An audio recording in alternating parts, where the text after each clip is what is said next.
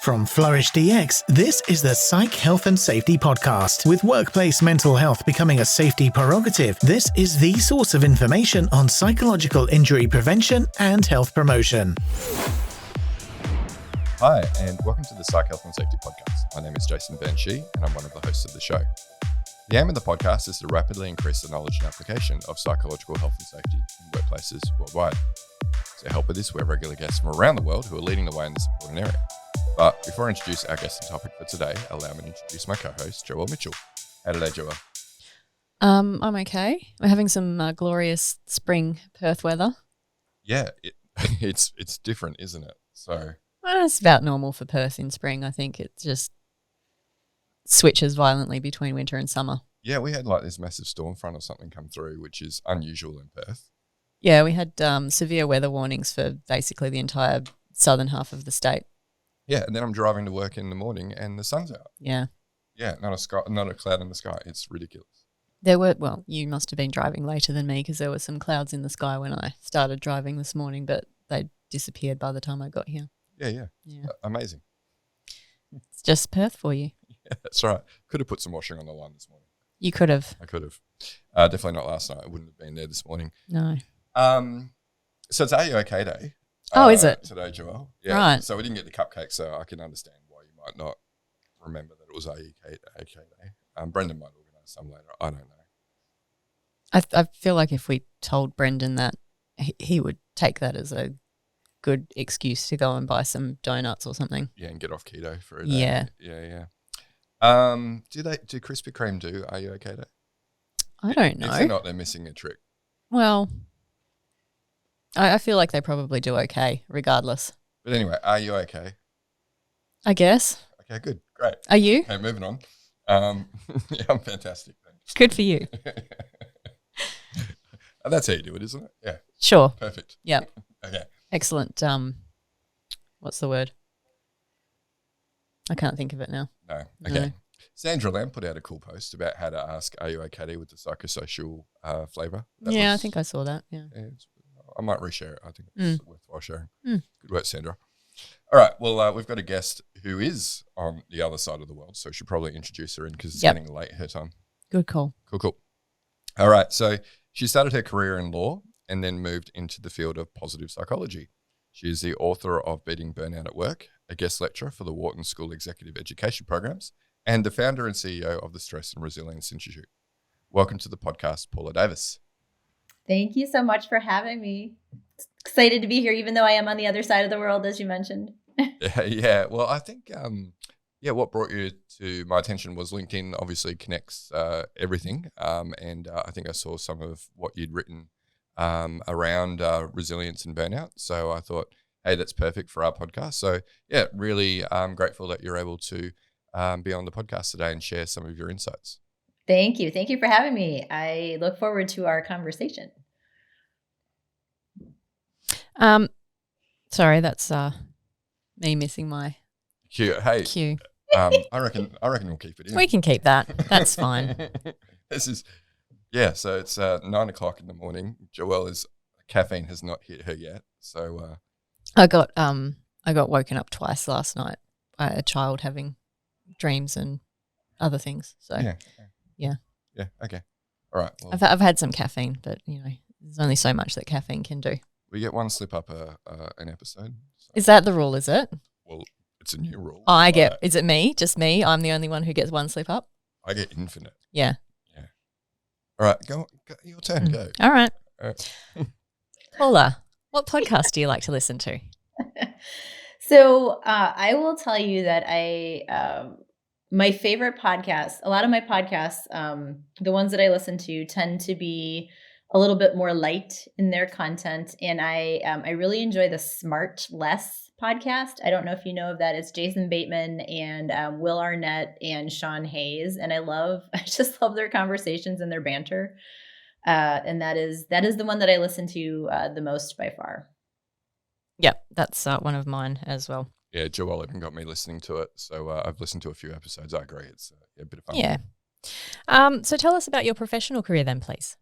Yes. So as you mentioned, I started as a lawyer. So I practiced law for 7 years and then burned out during what became the last year of my law practice, and decided that I wanted to go back and study workplace well-being. Essentially, I wanted to figure out how I could help other busy professionals really not end up in the situation or the the state that I had ended up in at the end of my law practice. And so it took me a while to discover and find the University of Pennsylvania's Applied Positive Psychology program, but that is where I went to do my studies and then stayed on to do my postgraduate work there.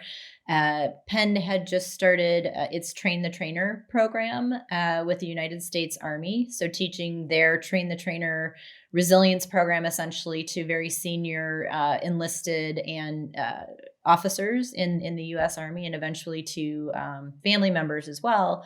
And then when we trained collectively about 40,000 soldiers in about 5 years or so, and the Army took over the program, and I dove back into my business and really just been doing a lot of workshops, teaching, training, consulting, writing, all of that good stuff across industry, really in the well-being space, but specifically oftentimes around teams' experience of stress and burnout and resilience generally, trying to kind of build it in, talking about it in a systemic way. Good. Yeah, so what does a day in the life of the CEO of the Stress and Resilience Institute look like, Paula? A day in the life. It depends on the day. There are days when my 7-year-old, so you mentioned your child. I have a almost 7.5-year-old daughter, Lucy. And so if I have to do a little bit of catching up on the weekends, she's usually at her desk on the other side of my office helping me out. And so she's an ever-present force at the Stress and Resilience Institute. But it really just depends. Like today, I have a large article due on Friday, and so I spent most of the morning. My desk is covered in papers, and trying to type out my article.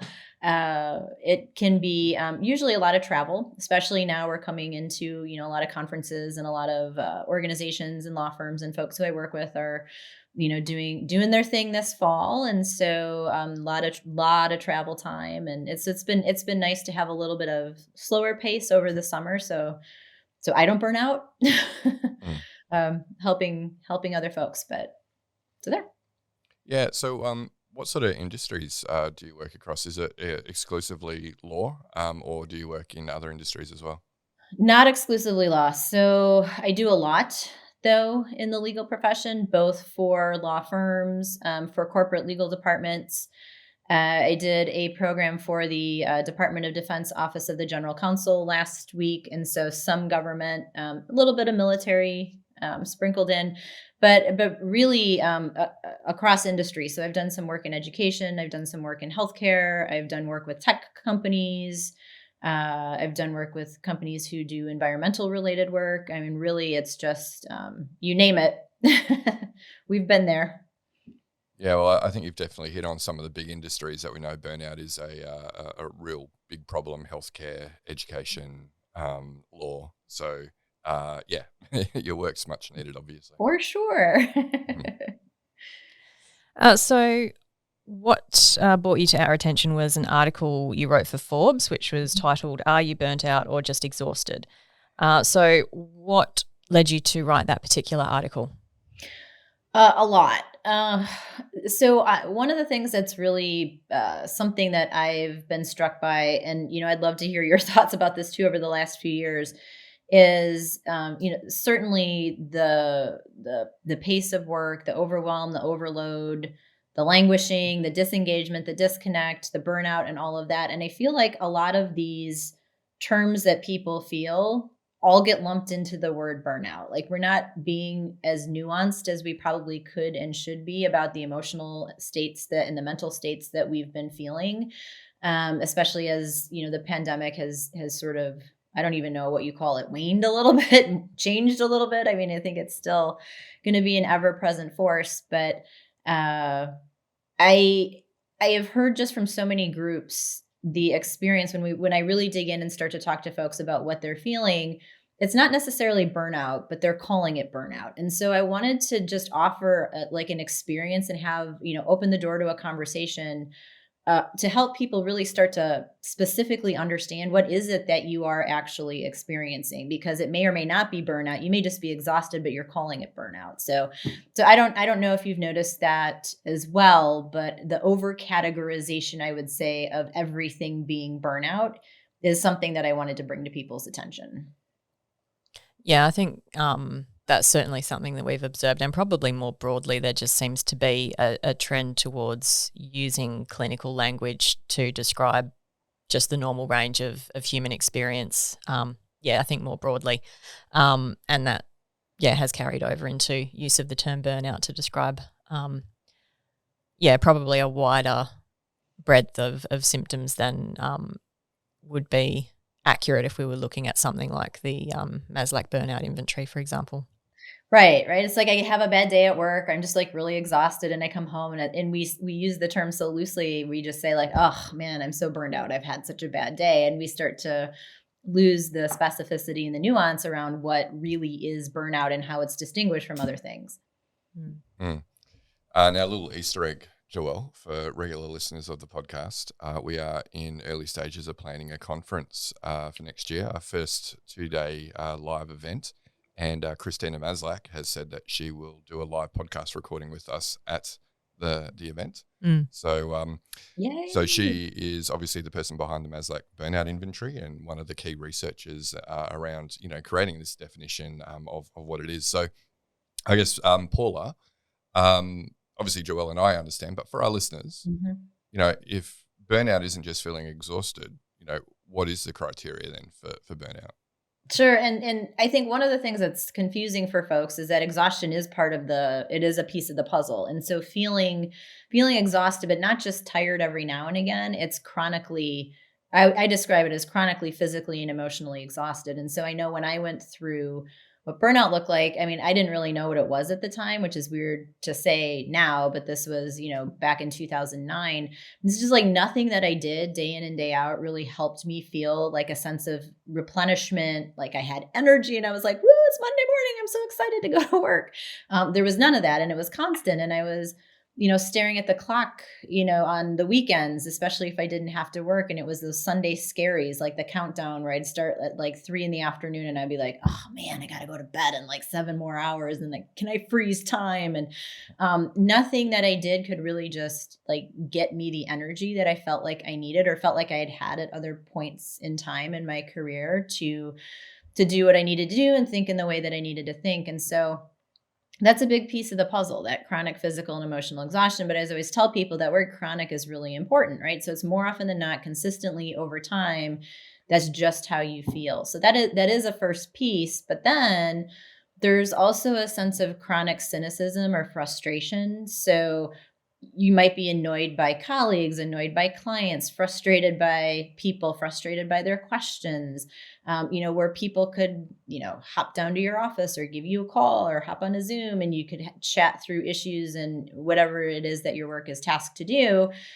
You felt like you would do that and you felt engaged and not necessarily always happy, but you weren't that cynical, frustrated man, like it's, people just like leave me alone. Don't ask me questions. You're not going to listen to my advice anyway. So why are we even doing this kind of mentality? So that's a big piece of it. And then the third piece is a sense of inefficacy is what the research calls it. So I describe it as the why bother, who cares? Like, it doesn't matter anyway what I do. It's like, this is just how work is, or this is how people are, and this is how it's always going to be. And you start to disengage from what you have felt called to do or the work that you feel tasked to do. And so people oftentimes don't realize that frustration piece and then that why bother, who cares piece are also pieces of the burnout puzzle. And so once we expand that definition and look at all 3 of those dimensions, then you can really have an accurate assessment about whether it is that's what you're experiencing. Yeah. So it's really key that we're not just going, oh, I'm exhausted, and therefore that's burnout. And definitely it wouldn't meet the ICD-11 now classification of burnout, which takes into account those 3 symptoms that you're talking about. Like you say, it's that increased cynicism and reduced professional efficacy as well that we really need to consider, I guess, in going, well, those are all the signs. And obviously those three together can be quite debilitating and obviously performance impairing compared to just feeling exhausted from time to time. Yeah, and what's really interesting, this is what also kind of factored into my article, is that just starting to examine some of the nuances that I see, because you have those three dimensions. And so, as the Maslach burnout inventory would show, you could be any number of combinations. So you could have high exhaustion, high cynicism, and high levels of inefficacy or low levels of professional efficacy, as the inventory would say. That's the standard definition of burnout. But you could also be what I've noticed with a lot of my coaching clients, and I've just noticed, just anecdotally, a lot of people sharing with me, and there's a little bit of research about the increase in this category, which is I have a high level of exhaustion, a high level of that cynicism or frustration, but I have a high level of professional efficacy still. Like I haven't gotten to that why bother, who cares stage. I still feel like I'm contributing and that I'm making a difference and that my work is meaningful and it's impactful. It's just not working for me at the place that I'm at right now. And so that's another piece that I have found interesting as I've continued to learn about this, is you can have a lot of different types of combinations. And that's one of the things that Christina Maslach and Michael Leiter, her co-author of their most recent book, The Burnout Challenge, go into more of those dimensions and combinations, which I find fascinating. Yeah, I was reading that book too, and Michael pointed out, I'm not sure if it was in the book or in a LinkedIn post that I saw him do, but yeah, it's you can have the two of the symptoms together, but unless it's high levels of all three, that's not burnout, right? Right. Right. Yeah. So what does that mean though then in terms of population estimates of burnout? Because I've seen some people, do these wild estimates of over 60% of the working population is burnt out, which seems extraordinarily high. And then people like Michael and Christina, I've seen them say 15 to 20%. So what is the actual, level of burnout within the working population? Yeah, and I think it depends on industry. And I think you could even go so far as to take one industry, for example, healthcare, and even break it down by specialty area of physician, for example, or you can look at nurses. You can look at different groups of professionals, even within a profession. And so it depends. When you read a study where you see the Maslach burnout inventory or another type of empirically validated inventory being used, healthcare tends to lead the way in terms of rates. And it's, obviously higher since the pandemic, but even pre-pandemic, the rates were 50 to 55% of physicians, particularly showing signs or meeting the criteria of burnout. I know, because when I read articles, I read a lot of articles during the pandemic, especially in the legal profession, where you'd see rates I think one said 82%, and then you were seeing 70+%. And I'm thinking to myself, I'm we're struggling, but we're not all that's 3/4 to most people feeling that. And so I will also say, though, the 15 to 20% number, I think, also feels a little bit low to me. So when I've used the Maslach burnout inventory with some of the teams and some of the industries that I've worked with, I tend to find a range of 25 to 38-ish%, and again, totally depending on the team, totally depending on the industry, totally depending on the type of professional that we're talking about. So I feel comfortable really kind of within that range, knowing that healthcare is probably a little bit on the higher side because it always has been, and certainly obviously exacerbated by the pandemic. But I feel comfortable saying that's typically where you would see true numbers being reported. Hi listeners, Jason here. We hope you're enjoying this latest podcast episode. Now, if you're like Joelle, Alicia and myself and enjoy learning from the best, then the FlourishDx Academy is for you. The Academy includes free e-learning courses on the ISO 45003 standard for psychological health and safety at work, and associated topics such as how to conduct a psychosocial risk assessment and how to create the business case for psych health and safety. All courses feature high-quality videos, downloadable resources, multi-choice questions, and a downloadable training certificate on completion. Take your learning to the next level with all FlourishDx Academy courses included within the FlourishDx mobile app. Select podcast episodes from the Psych Health and Safety podcast and sister podcasts from Canada and the USA are also included. Get started with FlourishDx for free at www.flourishdx.com/get-started.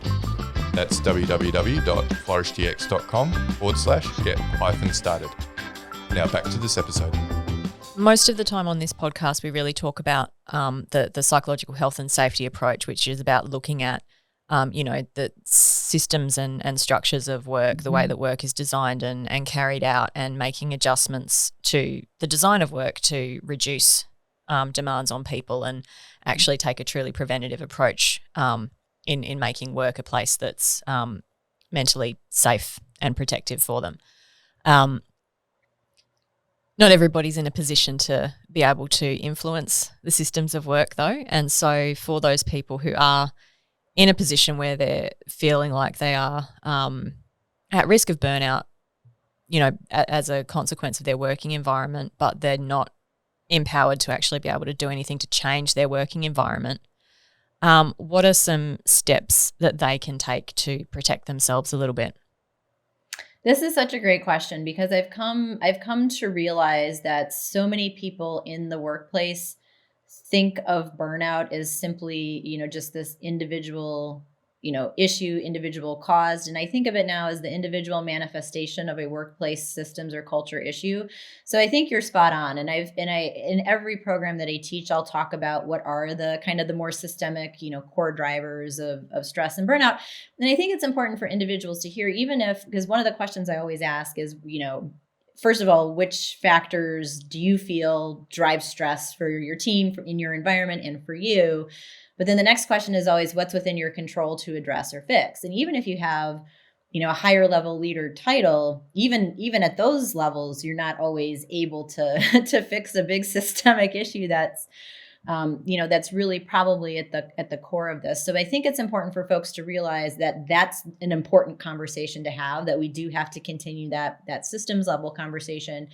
But that when we look at what's within your control to do something about it, I think that's also a really important and fruitful avenue to talk about. And where I think we go wrong in this conversation is, again, thinking about burnout as just plain old everyday stress. And so we tell people to do maybe frontline, first line, downstream types of strategies that aren't, again, necessarily the right way to look at truly maybe preventing what we know burnout is and what causes it. And so that's why in the article that you came across, I wanted to share some of the kind of the more nuanced, deeper level strategies that folks can think about. And one of the ones for sure for me, and I don't know if you hear this or if you've come across this, but it's really understanding and knowing your narratives. So in the language that I was trained in at UPenn, we would call these your icebergs, your core values and beliefs about the way you think the world should operate.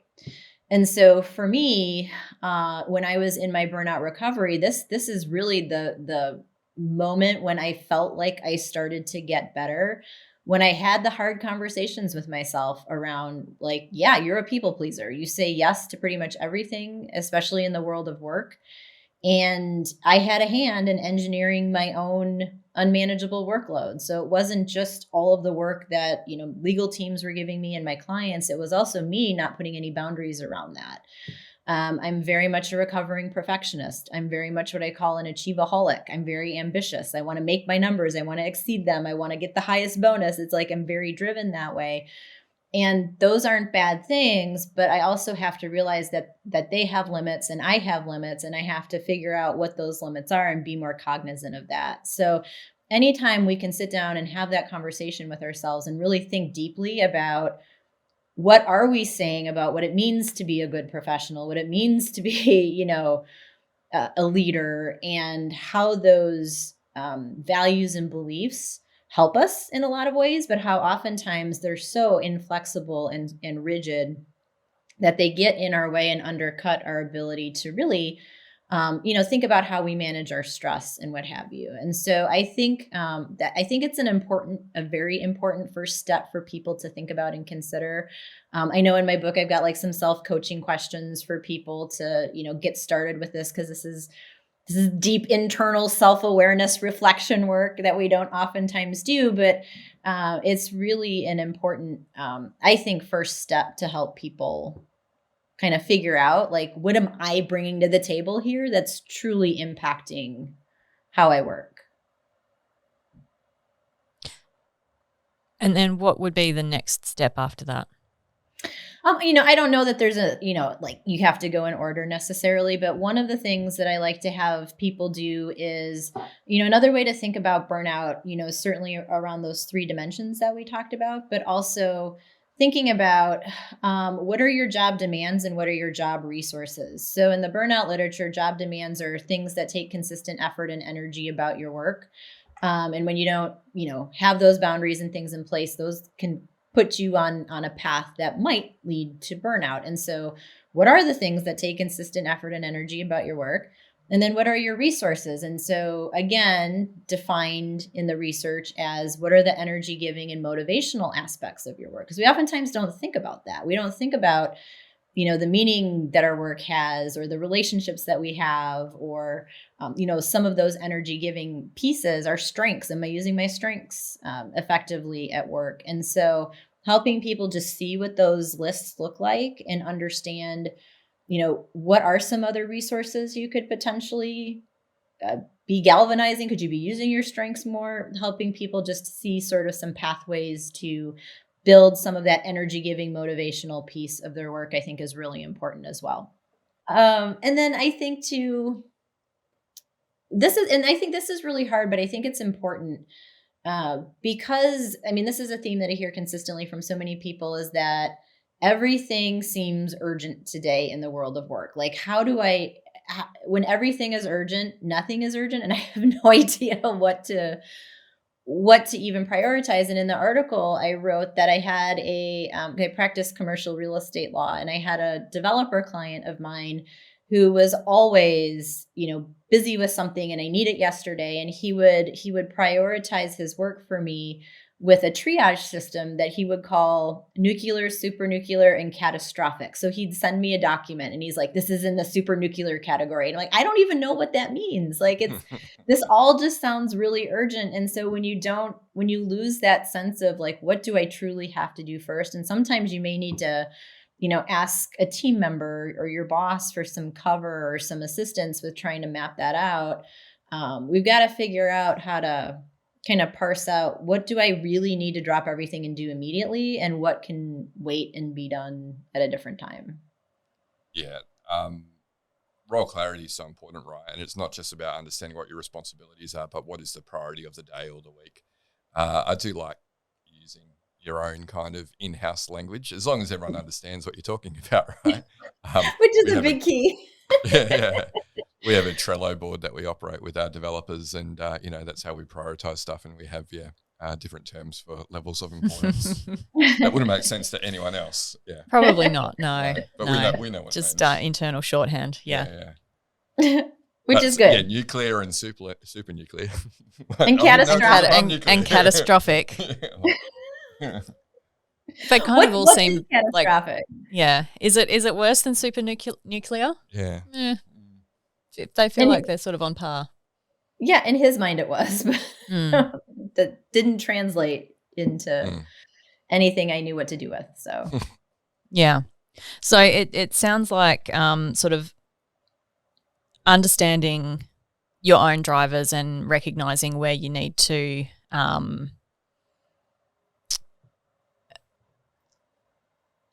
take control of your thought processes, or recognize where some of your thought processes are being unhelpful, and challenging some of those, or recognizing that they exist, and coming up with strategies to manage those in terms of what's actually happening inside your own brain, and then also looking at what's happening in your working environment, and looking for opportunities to do more of the stuff that energizes you, to counteract the stuff that's potentially draining, and and then seeking clarity on what are the things that I actually need to be spending my time on while I'm at work. Yes. If I'm summarizing. Beautifully and brilliantly, yes. Yeah, no, that sounds wonderful. And I think, I always talk about the need for taking a me and a we approach to burnout prevention, because I think that oftentimes individual contributors say it's all the workplace system, it's all the workplace problem, it's all my leader. And they forget that there is quite a bit that you can do on your own that is within your control and influence that you can potentially shore up. And at the same time, oftentimes you'll hear leaders say, well, you just have to get them some better stress management and then they'll be able to deal with all of this. I don't know what you want me to do about their, that particular issue. And then they forget that there's that whole system, conversation that needs to happen as well. So we always leave people with that phrase, take a me and a we approach to burnout prevention. Yep. That's a good, nice, easy phrase to keep in mind. Something to remember. And it's something we talk about, right? It's a shared responsibility. So, the workplace could have the best designed work, the best systems, the best processes, the most positive relationships with colleagues possible. But if the person is, say, a perfectionist who keeps taking on more work than what they can possibly do and spends too much time on things, then they can burn themselves out. Yes. So it really is a shared responsibility between the workplace and the individual. Absolutely. 100%.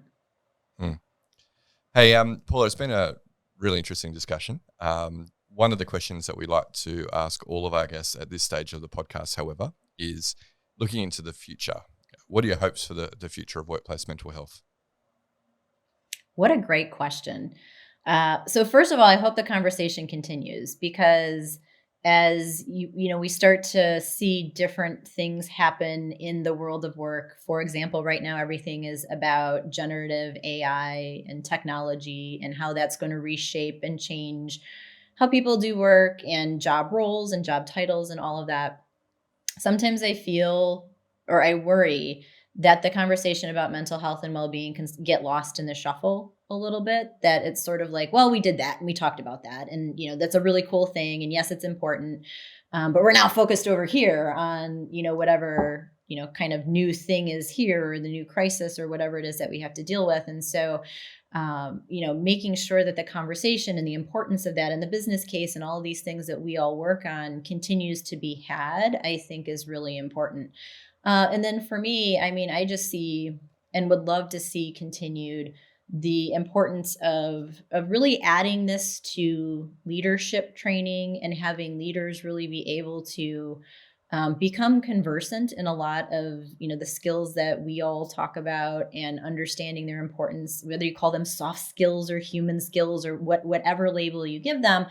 Having that, I feel like, be the next frontier of leadership education, I think would be something that I would love to continue to see happen, and to really advance, into teams. And again, the organization as a whole really starting to see its place also within this conversation, so that, of course, we can continue what we're doing on the individual side, but, gradually increase how we think about and build in different levels of mental health and well-being, skills and help for people and companies. I couldn't agree more. Getting leaders involved in this is just imperative if we're going to do this at scale.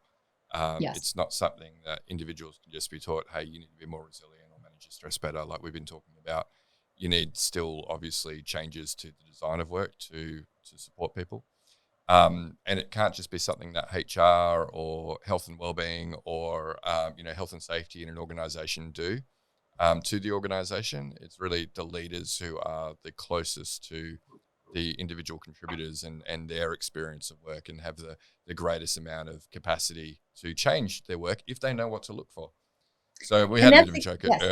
Yes. So we had a bit of a joke earlier about Are You Okay Day, and, just asking the question, are you okay, and escalating, to care pathways. Well, that's all well and good. But I think what we need to be doing is, rather than just educating leaders on that, which is, it's a good skill to have, but hey, what's within my control around how I can alter the experience of work for my people that is also going to be mental health promoting and not cause people to burn out. Until we get to that point, we're missing a trick massively. So I couldn't agree more. Like I said, we need to get leaders involved, and the next phase is not these soft skills, but work design skills. Like, what are the fundamental aspects of work that I need to know about, like role clarity and workload and supervisor support and all these sorts of things, so that the leader knows what the levers they can pull in order to have that mental health outcome for their people. Well, and I think it's so important because we don't teach, this isn't taught. Like when you go to business school, or it certainly wasn't taught in law school. It still isn't taught in law schools, at least not in the United States. And so, you come out, I think, becoming proficient at your technical job and your technical skills, and those continue to grow and develop. And if you're lucky, perhaps you might get a little bit of, leadership development and training, and that's usually focused on other things. And, I think this whole piece that you're talking about the role clarity, I wrote it down, the workload, the supervisor support, in addition to all of the things that we've been talking about here, really are such an important additional capacity for leaders to have, because you're so right. I mean, leaders are the folks who influence, how we see and interact with our world of work on a day-to-day basis. And so the influence that they have is extraordinary. So yeah, and we're missing an opportunity if all we're asking leaders to do is to escalate people to care pathways rather than going, well, what can the leader do to actually influence their experience of work? So yes. Okay, so last question for you today, Paula. Do you have words of advice for our listeners who are interested in working in the field of psychological health and safety?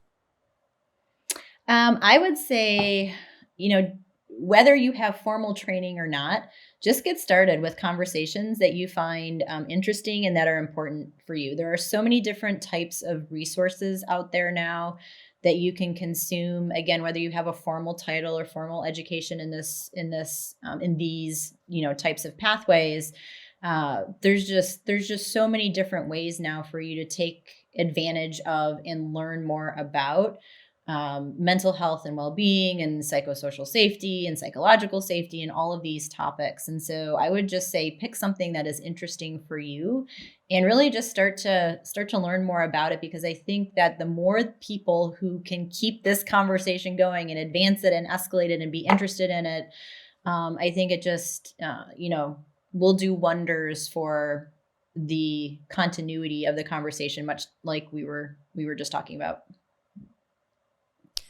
Excellent advice. Thank you, Paula. You're so welcome. Paula, thank you for staying up late tonight and doing this podcast with us. We really appreciate it. Where can people find out more about your work? Sure. So my website is really the hub of everything that I do. So it's got information about my trainings, my books, my on-demand content, and all of that. And that is stressandresilience.com. Cool. We'll put a link in the show notes for sure. But thank you, Paula, so much for joining us today. You're so welcome. This was a great conversation. I really appreciate it. Thank you. Awesome. Well, listeners, that brings us to the end of this episode. So do remember that we record these over video when we have these conversations with our guests, and those videos can be found on the FlourishDx YouTube channel. We also take snippets and put them on the FlourishDx LinkedIn page. So go there and you'll see a treasure trove of great pieces of conversation from hundreds of guests now all across the world. And when you're over on LinkedIn, feel free to continue the conversation with Joelle or myself. And that's how I found Paula as well. So reach out to Paula too if you want to continue the conversation with her. But that's it for today, listeners. We'll catch you next episode. You've been listening to the Psych Health and Safety Podcast. To stay up to date with the latest on psychological injury prevention, follow FlourishDx on LinkedIn and subscribe to the Psych Health and Safety Podcast at www.psychealthandsafety.com.